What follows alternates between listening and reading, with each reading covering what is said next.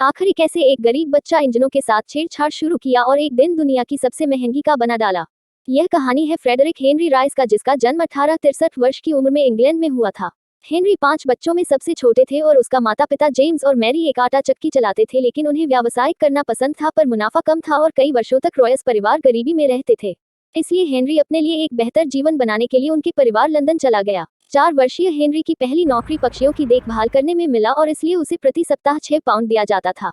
लेकिन 1872 में हेनरी के पिता का निधन हो गया। अब 9 साल के हेनरी सभी बच्चों के पास गुजारा करने का अकेला था, इसलिए उन्होंने समाचार पत्र बेचना और टेलीग्राम वितरित करना शुरू कर दिया। लेकिन हेनरी की गरीबी उनके ऊपर गहरा प्रभाव पड़ा जब वह 15 वर्ष का था। जब वह स्कूल का केवल 1 वर्ष पूरा किया था, तब उन्होंने उत्तरी रेलवे के महान कार्य शुरू की थी। तब उनकी चाची ने उसे फ्रेंच सीखने और इलेक्ट्रिकल इंजीनियरिंग करने में मदद की।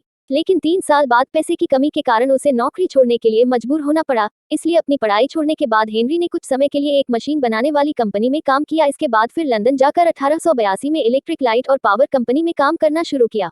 उसका इच्छा था कि एक फुल टाइम इंजीनियर तौर पर काम करना, इसलिए वो 22 साल की उम्र में अपने दोस्त एफ.एच. रॉयस के साथ बिजनेस शुरू किया और इसके कुछ साल बाद घड़ी के लिए इलेक्ट्रिकल कंपोनेंट्स बनाए। धीरे धीरे उनका कंपनी बढ़ता गया और इलेक्ट्रिक ट्रेन जैसा गाड़ी बनाने लगे।